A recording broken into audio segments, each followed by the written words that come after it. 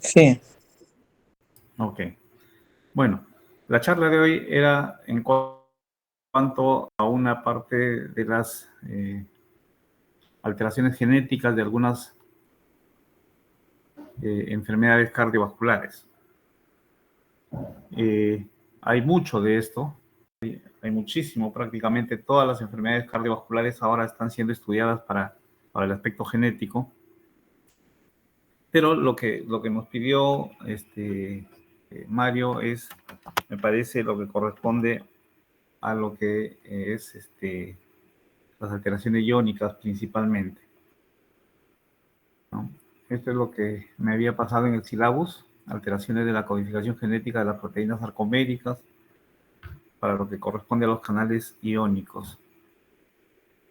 De manera de introducción, para que podamos más o menos entendernos, el Colegio Americano de Genética Médica clasifica los genes en categorías, en 5 categorías, en cuanto a la probabilidad de generar enfermedad o no. La primera categoría es aquella que tiene genes absolutamente benignos sin mayor problema. Aquellos otros donde probablemente es benigno, no hay ninguna evidencia de que sea que tenga nexo con alguna patología. Otros donde ya hay cierta duda, el significado de este gen o de esta variante genética es incierto, y las dos que constituyen ya un nexo a la enfermedad son la categoría 4 y 5, que corresponden a genes o variantes genéticas probablemente patógenas o definitivamente patógenas, ¿no? Entonces, esas son las categorías en las cuales se clasifican y es lo que va a dar la importancia hacia el atribuirle un papel en la patogenia de la enfermedad. Entonces, una variante patógena o una variante probablemente patógena es la que puede causar una enfermedad asociada, ¿no? Estas variantes son llamadas también mutaciones, que son las que se usan para referirse a las variantes de la clase 4 o 5, que son las importantes para la generación de enfermedad. Las variantes de significado incierto, entonces, hay algunas variantes del gen, pero ese gen todavía no se conoce que tenga algún tipo de nexo con patología. Entonces, esto es más o menos cómo funciona. Hay una variante patogénica o probablemente patogénica, una mutación genética, que puede alterar proteínas estructurales o proteínas de otro tipo, ¿no? Otros componentes del miocito. Cuando altera proteínas estructurales, genera enfermedades de base genética llamadas cardiomiopatías, porque se altera el músculo cardíaco y la función muscular, y otras donde la función muscular está indemne, pero se alteran otros espacios del miocito, y aquí caen principalmente las canalopatías, que son alteraciones relacionadas con los canales iónicos. Ambas, sin embargo, tanto las cardiomiopatías como las canalopatías, tienen como característica principal que su morbimortalidad está principalmente relacionada con la presencia de arritmias cardíacas malignas y muerte súbita, ¿no? Entonces, si nosotros miramos el espectro de las enfermedades, las cardiomiopatías son diversas, ¿no? Las más importantes en cuanto a nexo genético son la hipertrófica, que tiene genes ya codificados en cuanto a su participación en el origen de la enfermedad. Las dilatadas también, hay miocardiopatías dilatadas que son genéticas, las miocardiopatías arritmogénicas, dentro de ellas está principalmente la displasia arritmogénica del ventrículo derecho. Las enfermedades restrictivas también tienen demostración genética en muchos casos. El miocardio no compactado o la miocardiopatía no compactada también ya está identificado algunos rasgos genéticos, la amiloidosis inclusive, y otros tantos que generan alteración del músculo cardíaco. No son, como les mencioné al principio, el motivo de esta charla, por eso es que no los vamos a tocar. Yo supongo que los van a revisar en otros aspectos, en otros espacios. Y nosotros nos vamos a limitar a las canalopatías que principalmente están asociadas a 3 enfermedades que son las más frecuentes. Hay otras más, ¿no?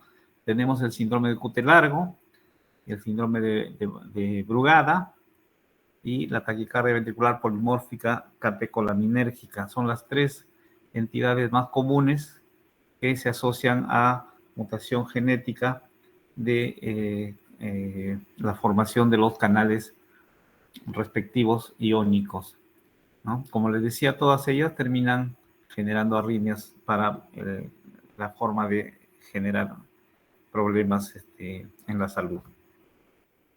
Muy bien. Esto ha sido publicado en el último, las últimas guidelines de la Sociedad Europea.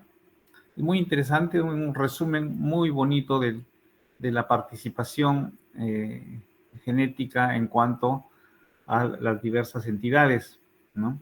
Entonces aquí tenemos las 3 principales, como le digo, la taquicardia ventricular polimórfica catecolaminérgica, el síndrome de cutis largo, el síndrome de Brugada, ¿no?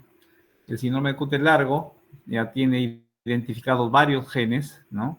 Hay algunos factores desencadenantes, como puede ser la natación o el ejercicio intenso, el ruido, ¿no? E incluso el sueño en algunas formas del síndrome de cutis largo, ya lo vamos a revisar. Y en esta gráfica en color se muestra para varones y para mujeres las edades a las cuales se suelen presentar más frecuentemente.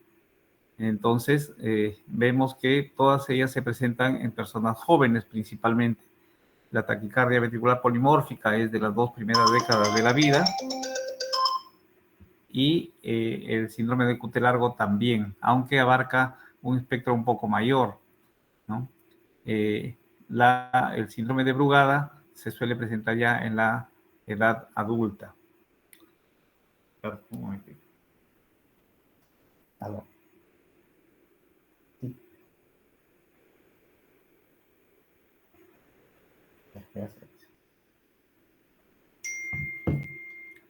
Disculpen, por favor. Pasa que estoy de guardia, no puedo apagar el celular. Entonces, aquí miramos también al final del gráfico una unas líneas paralelas ahí que nos permiten ver si las variantes son dominantes o no lo son, ¿no? El porcentaje de variantes dominantes. Y, por ejemplo, el síndrome de cutis largo, el síndrome de Brugada, son principalmente dominantes, ¿no? Lo cual quiere decir que probablemente se transmitirán a la mitad de los hijos, ¿no? Entonces, son situaciones importantes que hemos de considerar para el tema de la consejería. También están representados aquí las otras formas donde la parte genética tiene alguna implicancia en su desarrollo, ¿no? Y con muchas variaciones en cuanto a sus momentos de presentación. Vamos a ir avanzando. ¿Qué hacemos cuando nosotros encontramos un problema de arritmia en un paciente? Porque, como menciono, la presentación clínica, la presentación fenotípica, finalmente es la arritmia cardíaca. Entonces, nosotros podemos encontrarla de varias maneras. Directamente en el paciente, a través de una taquicardia ventricular no sostenida, por ejemplo, ¿no? Donde nosotros podemos estudiar algún comportamiento clínico de la taquicardia ventricular, si está inducido por el ejercicio, la morfología de los complejos, etc. Pero también podemos anexar al paciente a una arritmia maligna a través de su historia personal, ¿no? Su historia clínica. la presencia de factores de riesgo, síntomas, comorbilidades o el uso de medicación, o a través de historia familiar, porque el paciente puede venir a consultar diciendo que su familiar cercano ha tenido algún problema de estos, una muerte súbita, etcétera, y quiere indagar si está en problemas. Entonces, es otra forma en que el paciente nos contacta para evaluar la presencia o no de una taquicardia ventricular o una arritmia maligna. Y también dentro de los hallazgos de laboratorio. Entonces, lo que se hace es evaluar la presencia de síntomas correspondientes a arritmias malignas. Cuando hablamos de síntomas, no nos centramos solamente en lo que pueden ser palpitaciones, sino principalmente en lo que es síncope y la historia de muerte súbita cardíaca que puede haber sido recuperada, ¿no? Pero la idea es que cuando se presenta cualquiera de estas formas, nosotros tenemos que indagar en el paciente la presencia de arritmias. Y es mucho más obligatorio cuando ha habido problemas de síncope. Si nosotros no tenemos ningún antecedente en el paciente, lo podemos hacer una evaluación ambulatoria, y si tenemos la presencia de que el paciente acaba de tener un síncope, acaba de tener un episodio de estos, podemos considerar admisión del paciente y evaluarlo hospitalariamente. ¿Qué hacemos? Le tomamos un electrocardiograma, está indicado con una indicación clase 1, y lo mismo que la ecocardiografía para descartar problemas estructurales. Lo mismo también tiene indicación 2A, pero tiene indicación importante el estudio de Holter de 24 horas. Muy bien. Según esto, nosotros ya podemos orientar a qué tipo de patología nosotros estamos enfrentando, ¿no? Si nosotros tenemos, por ejemplo, una alteración en el ecocardiograma, podemos decir que el paciente tiene una enfermedad estructural, sugestiva de una enfermedad estructural, ¿no? Cualquiera de ellas que sea. Entonces, lo primero que hacemos cuando hay enfermedad estructural es excluir una enfermedad coronaria, y una vez que está excluida la enfermedad coronaria, ya comenzamos a investigar patología miocárdica estrictamente pura. Principalmente, la mejor ayuda es la resonancia magnética. Eso en los casos estructurales. Si no encontramos nada estructural, entonces tenemos que buscar ya la presencia de patología arrítmica primaria, que puede ser cualquiera de las formas de arritmia cardíaca sin alteraciones estructurales, o que podemos encontrar en los pacientes con arritmias ya idiopáticas, que son arritmias sin ningún tipo de antecedente, sin historia, ¿no? Entonces se les evalúa y se considera principalmente la presencia de taquicardias que no sean sostenidas, ¿no? O una carga rítmica mayor del 10%, hay que estudiarlo principalmente en admisión, y si no tenemos una carga rítmica alta, no hay taquicardias no sostenidas, le damos de alta al paciente. Entonces, más o menos así nos involucramos con la evaluación del paciente. Muy bien, entonces, ¿qué es lo que tenemos que sacar en claro hasta ahora? Que el paciente se está presentando con una amenaza de vida, con una amenaza a su salud llamada arritmia maligna, y que podría estar asociada a riesgo de muerte súbita.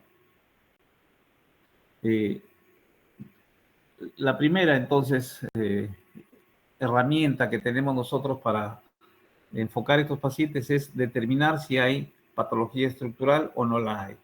Si hay patología estructural, nos dedicamos a estudiar o a indagar por enfermedades miocárdicas, sean primarias o secundarias.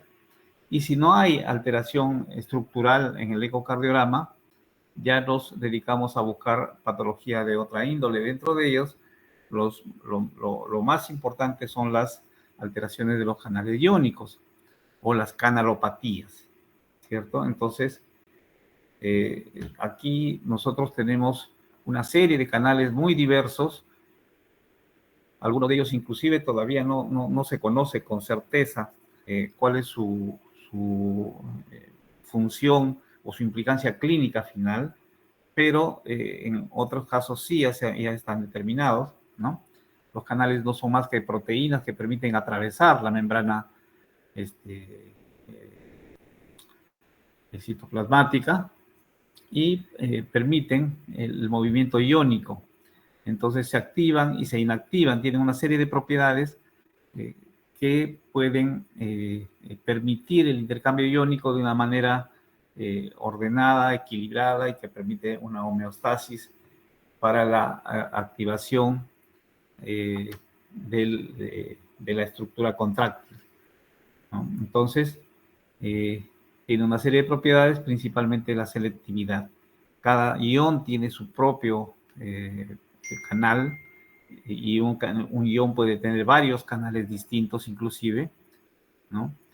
Tiene también un disparador, ¿no? Un disparador que inicia la actividad del canal, que estando cerrado en su forma basal, se abre, luego se inactiva nuevamente y así está en fases cíclicas. Y la forma de controlarse es a través de voltaje o a través de algunos ligandos incluso, ¿no? Y una vez que se abre el canal, los iones se mueven debido a gradientes electroquímicos, es decir, van hacia donde hay más electronegatividad o negatividad o electropositividad según sea el caso. Entonces, una vez que se han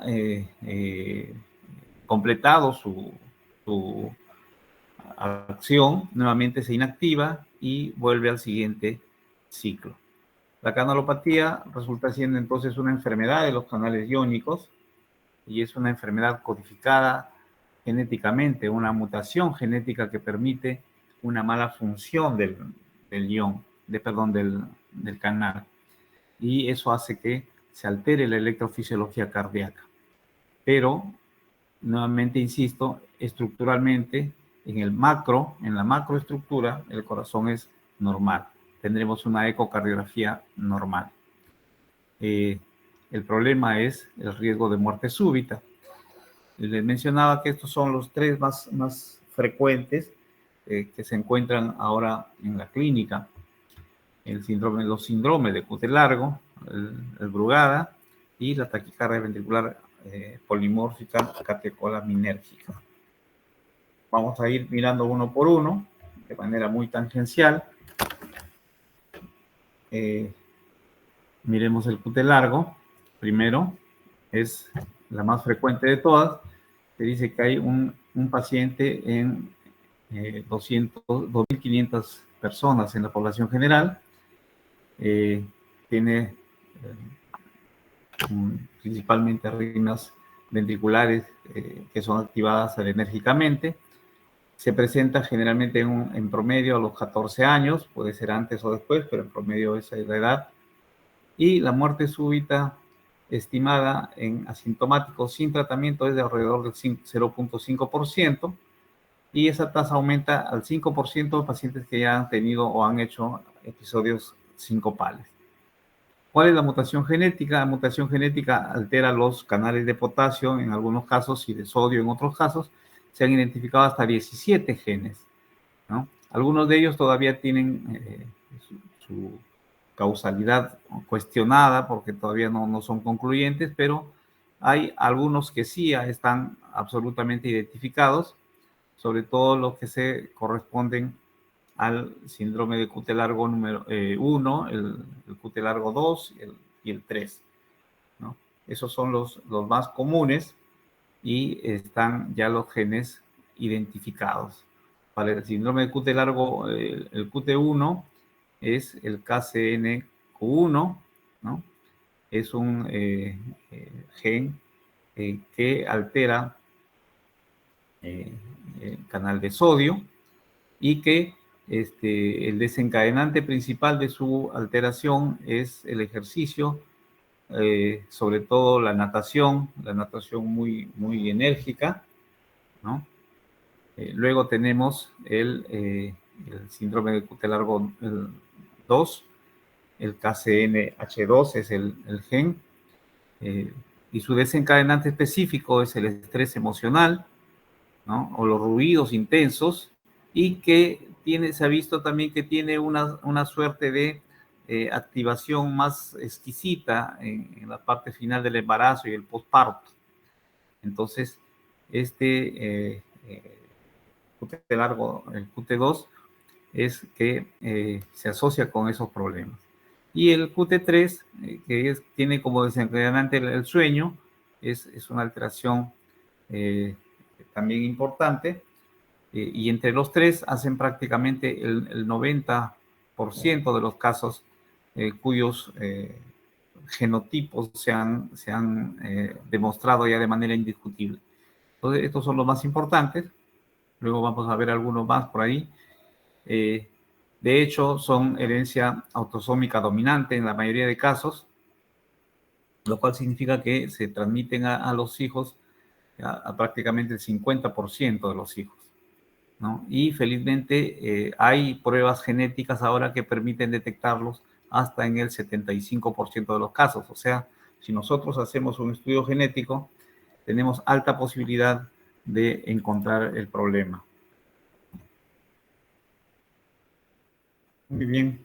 Entonces, los QT largo de 1 al 3 que acabamos de ver son exclusivamente cardíacos, no tienen manifestaciones extracardíacas, ¿no? Una prevalencia de 1 en 2.500, como les decía. Y hay otros síndromes de QT largo que también tienen algún patrón hereditario autosómico dominante, pero que tienen manifestaciones extracardíacas. Descrito está el síndrome de Andersen-Tawil, ¿no? Que viene con taquicardias ventriculares bidireccionales, algunas dismorfologías y parálisis periódicas, ¿no? El otro es el síndrome de Timothy, que es el QT largo 8, y que se presenta con sindactilia, con malformaciones cardíacas, ¿no? Entonces, esos son autosómicos y dominantes, con manifestaciones extracardíacas. Y hay uno que es autosómico recesivo, que es el síndrome de Herbel y Lange-Nielsen, que genera una prolongación muy extrema del QT y sordera congénita, ¿no? Se transmite felizmente como un gen autosómico recesivo. Muy bien, entonces, hay una variedad, como ustedes ven, de genes que están involucrados y que, bueno, la alteración genética puede encontrarse mediante el mapeo genético. Clínicamente, el fenotipo pueden ser similares, ¿no? El hallazgo principal es la prolongación del QT, y el diagnóstico está hecho cuando hablamos de un QT mayor o igual a 0.48 segundos o 480 milisegundos. Y hay una gran variabilidad de contribución al diagnóstico de varias características, por lo que las entidades dentro de las guías han creído conveniente hacer un score de diagnóstico para el síndrome de QT largo y le ponen puntos de los cuales podemos nosotros ir sacando nuestras conclusiones de si vamos a completar el diagnóstico o no del síndrome de QT largo. Para tener diagnóstico ya establecido necesitamos al menos de 3 puntos. Si tienes más de 480 milisegundos, tenemos 3.5, o sea, es suficiente eso para el diagnóstico de la entidad. Pero tenemos otros parámetros cuando es mayor de 0,46, pero hasta 479 milisegundos, solamente 2 puntos, y tenemos que completar con otros parámetros, ¿no? La presencia, por ejemplo, de hallazgos clínicos de síncope, ya sea con estrés o sin estrés, también le da puntuación. Nosotros podemos tener, de hecho, un QT largo de 0,47, por ejemplo, y un episodio de síncope, y ya tenemos establecido el diagnóstico. Entonces, esta es la, digamos, forma de trabajar ahora con el síndrome de QT largo. Entonces, la presencia de arritmias nos da también una puntuación, ¿no? Entonces, miren, por ejemplo, aquí he hecho una anotación con más de 0,46 y la presencia de arritmia ya tenemos suficiente para diagnosticar. Entonces, la característica principal es una prolongación del QT en el electrocardiograma en reposo. Muchas veces la prueba de esfuerzo nos ayuda a desenmascarar la prueba del QT durante el ejercicio y durante la recuperación, ¿no? También podemos tener historia familiar, muerte súbita o historia personal o familiar de síncope, y el test genético en sangre que se hace para poder identificar el gen en problemas. Entonces, si logramos identificar la variante genética, estamos obligados también a hacer un mapeo genético en los familiares en primera línea. Entonces, aquí tenemos las recomendaciones. Se recomienda que el QT largo sea diagnosticado arriba de 480, esa es la recomendación principal, que haga 3 puntos en el score. En el paciente con diagnóstico clínico de síndrome de QT largo, se debe hacer una evaluación genética y la consejería también genética. Eso también tiene indicación de clase 1, y que en la presencia de una mutación, sin tomar en cuenta ya cuánto dura el QT, el paciente deba ser diagnosticado como presente de un QT largo. Es decir, si un paciente tiene un QT largo identificado y uno hace el test, por ejemplo, en algún familiar que es absolutamente asintomático y con el electrocardiograma que tiene una QT largo, un QT normal, pero tiene el gen con la mutación, nosotros le hacemos el diagnóstico de síndrome de QT largo, aunque en el electro actual no tenga el QT prolongado. Todos ellos están con indicaciones de clase 1, ¿no? En clase 2A, para el diagnóstico, en pacientes que tienen 0,46 de QT, y están entre 0,46 y 0,48, pero han tenido un síncope por arritmias. Entonces, ellos también ya tienen el diagnóstico. No se recomienda ya el uso de rutina de un test con adrenalina, con epinefrina para establecer el diagnóstico. Y para prevenir la muerte súbita, se recomienda evitar las drogas que prolongan el QT. Hay una serie de fármacos, sería ocioso enumerarlos, pero ahí les voy a pasar un link para que ustedes puedan determinar. Hay una gran cantidad y de todos los tipos: antibióticos, antiinflamatorios y más aún los antiarrítmicos, ¿no? Muy bien. Evitar también y corregir las anomalías electrolíticas y evitar los disparadores de la arritmia. Como les digo, en algunos casos es el ejercicio intenso, en otros casos es el sueño, en otros casos es el estrés o la bulla, el ruido, ¿no? Entonces hay que evitarlos. Todos ellos están con recomendación de clase 1. Los beta bloqueadores también, especialmente los que sean no selectivos, como el nadolol o propanolol, se recomienda para el tratamiento farmacológico del QT largo, ¿no? Con indicación de clase 1.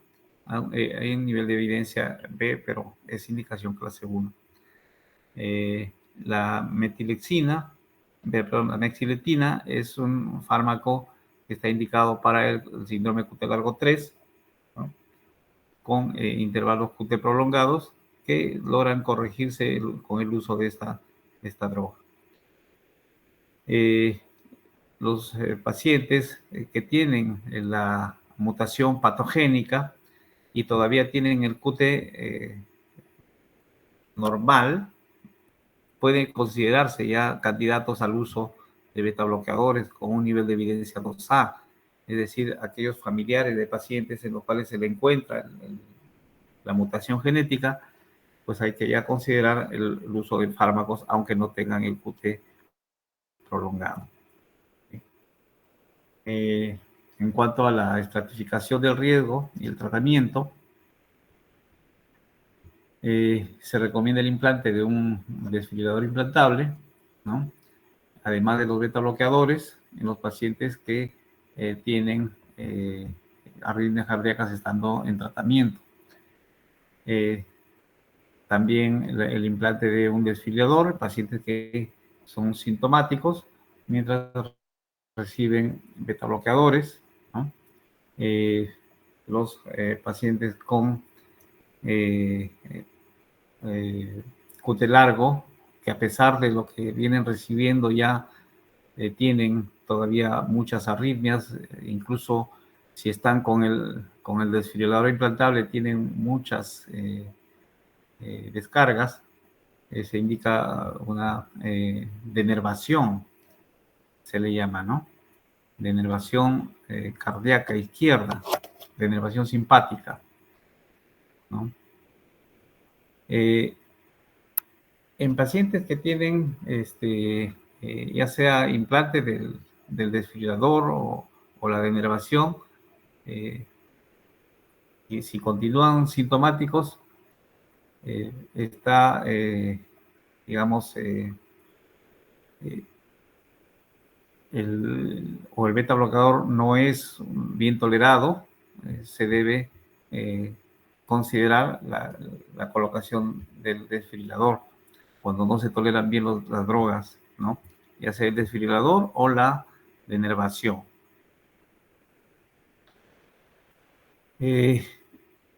Para el cálculo del riesgo arrítmico, debe ser considerado mediante un score que se utiliza, ¿no? Para poder estimar el riesgo arrítmico y tomar decisiones en cuanto a los tratamientos, ¿no?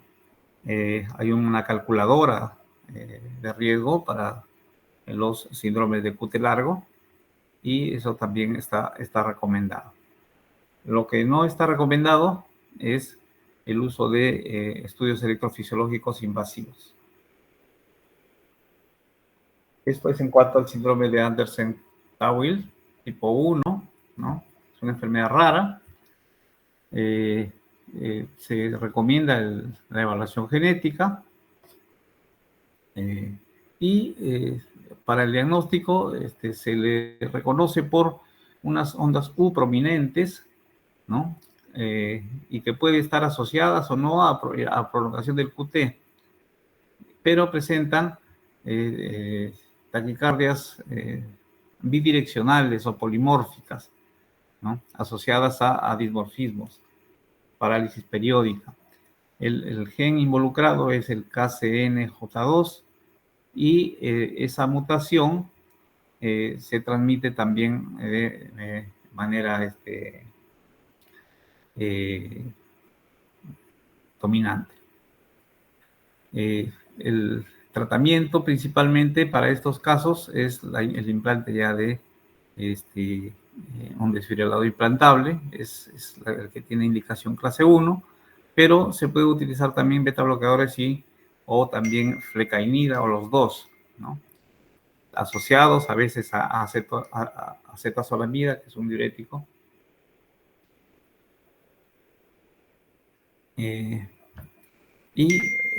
Bueno, el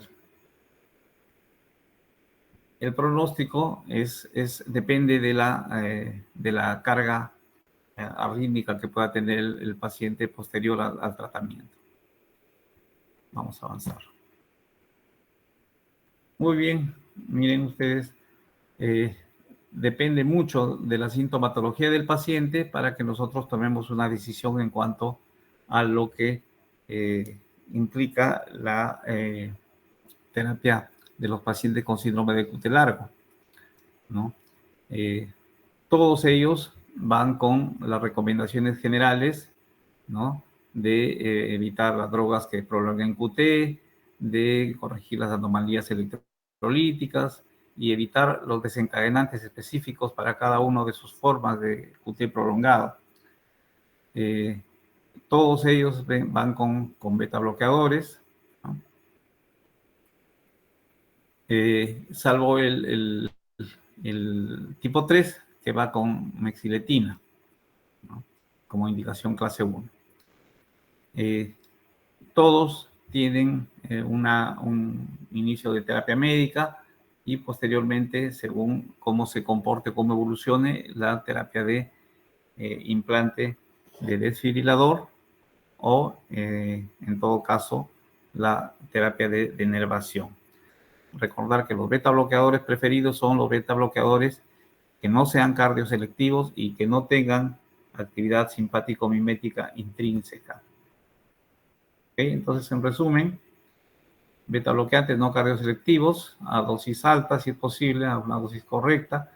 Los que cumplen bien, la mayoría tienen buen pronóstico y el riesgo de muerte súbita se reduce a lo de una población general, pero si persisten los síntomas, a pesar del beta bloqueante, hay que colocar el desfibrilador. Los fármacos que pueden producir están en esta página, ¿no? Hay muchos fármacos, ya ustedes probablemente lo van a revisar. Y en cuanto a los familiares, hay que usar el beta bloqueante si ya han tenido identificadas sus variantes patogénicas, independientemente de si el electro tiene o no tiene prolongación del QT. Los familiares que no tengan la variante patogénica pueden ser entonces dados de alta, ¿no? El Brugada es otra canalopatía. El problema ahí está en los canales de sodio. El gen identificado es el SCN5A y también tiene herencia autosómica dominante con probabilidad de transmitir en el 50% de la descendencia. Aquí, sin embargo, el test genético tiene muy baja rentabilidad. Solamente se puede identificar el gen en el 25% de los pacientes, ¿no? Hay 3 tipos de síndrome de Brugada, ¿no?, descritos, pero hay más incluso, pero estos son los que tienen un poco más de descripción en la literatura, y sin embargo, el tipo 1 es el que hace efectivamente el diagnóstico, ¿no? Entonces, solamente los acuerdos hasta ahora son que con el tipo 1 nosotros podemos hacer un diagnóstico definitivo. Los otros dos pueden tener algunas bemoles de error, etcétera, ¿no? Entonces, ¿en qué consiste el tipo 1? Es una elevación del segmento ST de más o menos 2 milímetros en una de las precordiales derechas y asociadas a ondas T negativas. En el tipo 2, más o menos lo mismo, pero con las ondas T positivas o isobifásicas, lo cual configura un aspecto en silla de montar. Y en el tipo 3, cualquiera de las dos, pero que no llega a los 2 milímetros, sino está entre 1 y 2 milímetros. Esta canalopatía también no es la más frecuente, pero es relativamente frecuente. Estamos hablando de 3 a 5 cada 10.000 personas, que es casi lo mismo que en el QT largo, ¿no? Y es más frecuente en varones que en mujeres. Esto sí ya se presenta un poco más adelante en la vida, en la tercera, cuarta década de la vida, y causa entre el 4 al 12% de todas las muertes súbitas cardíacas. Entonces es el problema que hemos de identificar oportunamente. Entonces, estos son los patrones de Brugada, ¿no? Vemos el supra del punto J con el ST y con la onda T negativa en el tipo 1, que es el clásico y reconocido. Con esto hacemos diagnóstico. Por ejemplo, tiene las ondas T positivas, es el tipo 2. Hay elevación del punto J y del ST, pero la onda T es positiva y le da esta configuración en silla de montar, que se le llama, ¿no? Y el tipo 3, que puede ser parecido al uno o al otro, pero que no alcanza los 2 milímetros en el electrocardiograma. Entonces, lo que dice la literatura por ahora es que el que realmente hace el diagnóstico de QT, perdón, de Brugada, es el tipo 1. Entonces, con esas características, el tipo 1 tiene elevación del punto J y una elevación cóncava del segmento ST, con inversión de la onda T, ¿no? Y esa característica puede ser constante como que puede no ser constante, es decir, podríamos tomarle un electrocardiograma y no encontrarla en algún momento, y puede ser inducida por algún tipo de circunstancia, ¿no? Como puede ser fiebre, por ejemplo, o trastornos electrolíticos, y recién hacerse evidente la morfología típica del Brugada.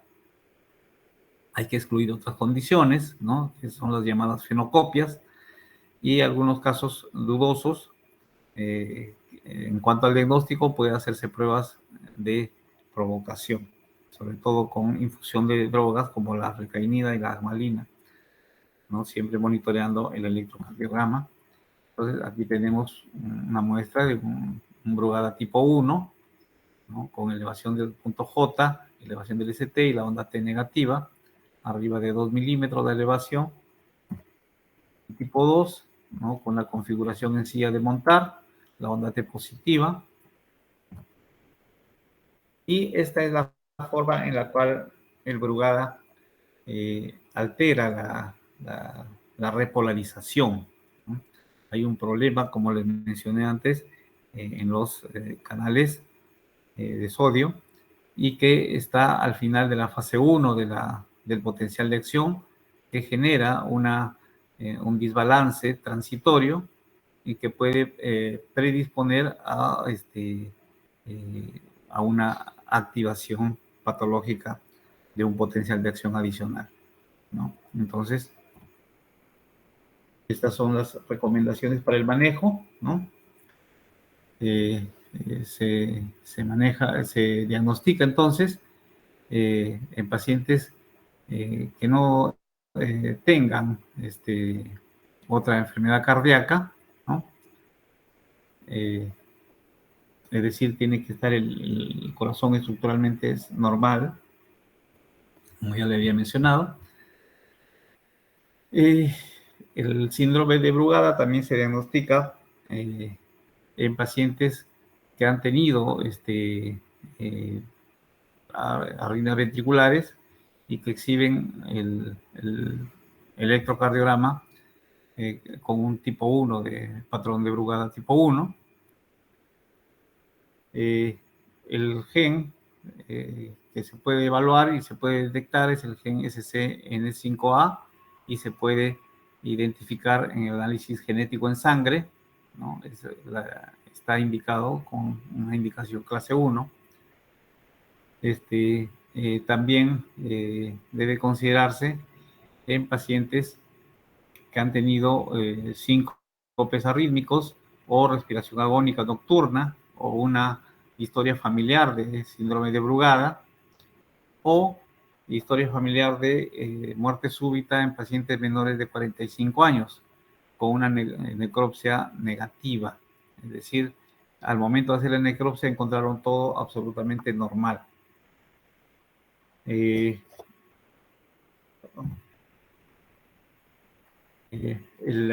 síndrome de Brugada puede considerarse en pacientes sin otra enfermedad cardíaca que pueden exhibir un patrón de Brugada inducido, ¿no? De algún modo podríamos considerarlo, pero en los espontáneos el diagnóstico es directo. El test con un bloqueador del canal de sodio no está recomendado ya para identificar el Brugada. ¿Cuáles son las recomendaciones entonces? Evitar drogas que puedan inducir la elevación del segmento ST. Eso está también en otra página especial para pacientes con Brugada, ¿no? También son diversas los fármacos. Hay que evitar el uso excesivo de alcohol, marihuana, cocaína y otras drogas estimulantes. Y hay que tratar con rapidez y con energía los episodios febriles del paciente. En cuanto al tratamiento, hay que aceptar que el mejor tratamiento para ellos es el implante del desfibrilador implantable, ¿no? Sobre todo aquellos que han tenido ya un arresto cardíaco abortado o arritmias ventriculares sostenidas, ¿no? Pero también en pacientes hay indicación clase 2A, también para implante de desfibrilador, si el paciente ha tenido solamente episodios sincopales. También está indicado el implante de un grabador implantable, ¿no? Un Holter implantable, cuando hay síncopes inexplicables. Y también puede considerarse el uso del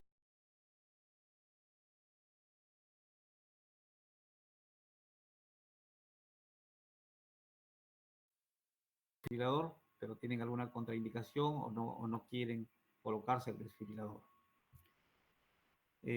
Los pacientes que podrían hacer alguna tormenta eléctrica, hay que tratarlos con isoproterenol en infusión y se puede también intentar una ablación por catéter. Muy bien, vamos a seguir. Esto ya lo hemos más o menos avanzado.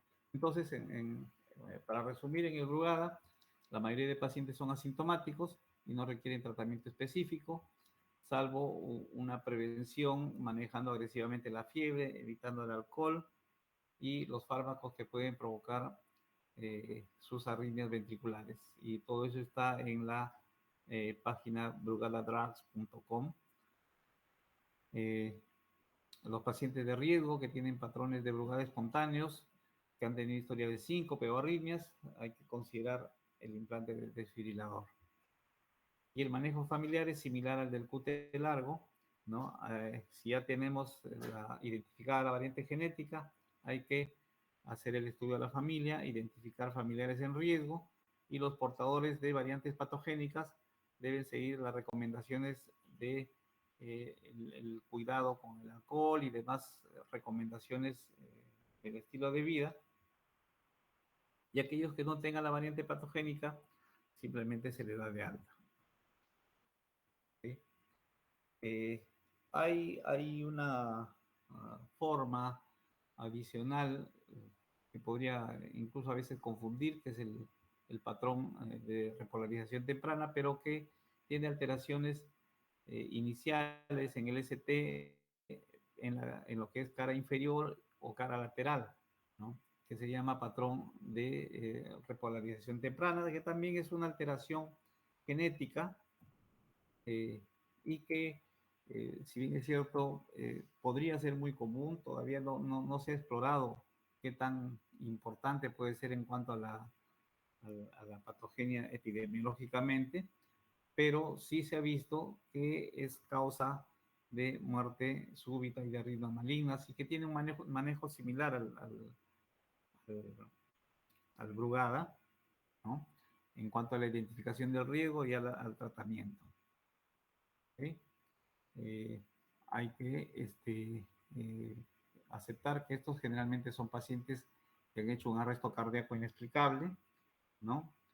Y van a ir a la colocación de un desfibrilador, ¿no? Si a pesar de eso están haciendo shock recurrentes, pueden ir a quinidina. Si hay recurrencia, ablación por catéter igual. Y si hay tormenta eléctrica,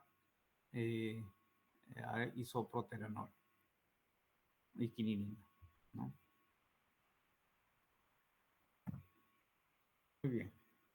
La otra canalopatía importante es la taquicardia ventricular polimórfica catecolaminérgica, ¿no? También es una canalopatía mucho menos frecuente, afecta a 1 de cada 10.000 personas, se presenta tempranamente en la infancia y la adolescencia y tiene arritmias generalmente desencadenadas por el estrés físico o el estrés emocional. Los genes identificados son aquellos que alteran los canales de calcio, algunos de los canales de calcio, y tenemos varios tipos genéticos, pero dos son los principales y hay otros más, ¿no? De los principales está un trastorno que es dominante, ¿no? Que es mutación del gen que codifica el receptor de la oranodrina, es el RIR2. El otro es un trastorno recesivo, que son mutaciones del gen de calsecuestrina, CASQ2, y otras otras mutaciones en genes que generan arritmias catecolaminérgicas, pero son menos importantes epidemiológicamente. Eh, el, el, eh, las mutaciones se pueden identificar en la sangre, tienen una alta rentabilidad, más o menos el 70% son identificables, y la mayoría son, como les dije, con herencia autosómica dominante, ¿no? ¿Cómo se sospecha se identifica estos pacientes? Son pacientes generalmente jóvenes, con palpitaciones, con mareos o síncopes con el ejercicio, con el estrés o con las emociones. Pueden tener un electrocardiograma y una ecocardiografía normal. ¿Cómo confirmamos el diagnóstico? Hay que hacer prueba de esfuerzo principalmente. Es la principal herramienta para desencadenar las arritmias. Y son arritmias ventriculares bidireccionales, ¿no? Polimorfas bidireccionales. Quiere decir que uno de los latidos tiene un sentido y el otro de los latidos tiene el sentido opuesto, ¿no? Si encontramos arritmias de este tipo durante la prueba de esfuerzo, está indicado realizar test genéticos. Se puede utilizar también otras herramientas como el Holter, pero siempre tratando de identificar las arritmias ventriculares bidireccionales. Entonces, ¿cómo llega el paciente? El paciente puede llegar porque ha tenido un arresto cardíaco y ha sido recuperado, o porque tiene episodios de sincopales arrítmicos, o episodios de taquicardia ventricular polimórfica, o simplemente un paciente asintomático, pero que tiene la mutación patogénica porque se le ha descubierto a un familiar o porque ya tiene conocimiento de que eso lo tiene. Entonces, si ese es el caso, el paciente asintomático simplemente va a tratamiento con beta bloqueadores y observación, ¿no? Además de eso, están las recomendaciones generales que implican evitar los deportes competitivos, los deportes intensivos o extenuantes, y los ambientes estresantes. Adicionalmente, los beta bloqueadores, como siempre indicados, son los beta bloqueadores no cardioselectivos y sin actividad simpático-mimética intrínseca. Todos prácticamente debieran ir a beta bloqueante, tanto los que ya han tenido síntomas con indicación clase 1, como los que no han tenido síntomas, pero con indicación todavía clase 2A. El paciente que ha sido recuperado de un arresto cardíaco tiene que ir también a un desfibrilador. Adicionalmente a eso, puede continuar o tener todavía síntomas, pueden ir a flecainida, y si continúan los síntomas, a denervación, ¿no? Los pacientes que han tenido solamente arritmia, no han tenido un arresto cardíaco todavía, si son sintomáticos recurrentes a pesar de flecainida, tenemos que ir de todas maneras a denervación o alternativamente al implante de un desfibrilador implantable, ¿no? Más o menos esto dice lo mismo. El tratamiento, acá para resumir, es con betabloqueantes a dosis altas. Se puede combinar con flecainida. Hay que cambiar los estilos de vida, evitar deportes competitivos extenuantes, evitar ambientes estresantes. Los pacientes con arritmias, a pesar del tratamiento, implante de desfibrilador o de inervación. Y si se identifica la variante genética, se indica el estudio o la pesquisa familiar, ¿no? Y aquellos que tengan la variante patogénica, hay que dar el tratamiento beta bloqueante. Los que no la tengan son dados de alta. ¿Ok?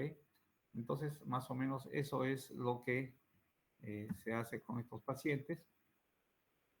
Otra enfermedad arrítmica, todavía no identificada su etiología, pero que va con corazones normales, estructuralmente, es la fibrilación ventricular idiopática, son las enfermedades eléctricas primarias, ¿no?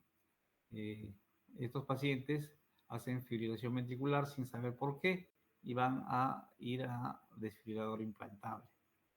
Hay que hacer evaluación genética, eso está indicado como indicación todavía 2B, porque no se ha logrado identificar todavía específicamente sectores determinados. Y bueno, el tratamiento en fase aguda implica isoproterenol, verapamilo, quinidina, ¿no? Con indicación clase 2A, y los tratamientos crónicos con quinidina. Muy bien, eso más o menos es lo que teníamos para presentar. En realidad es un poco árida la situación. Si hubiera alguna pregunta.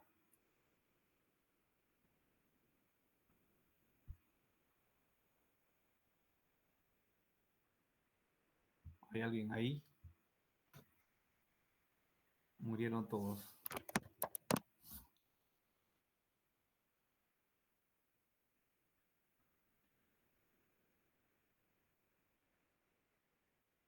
Ok.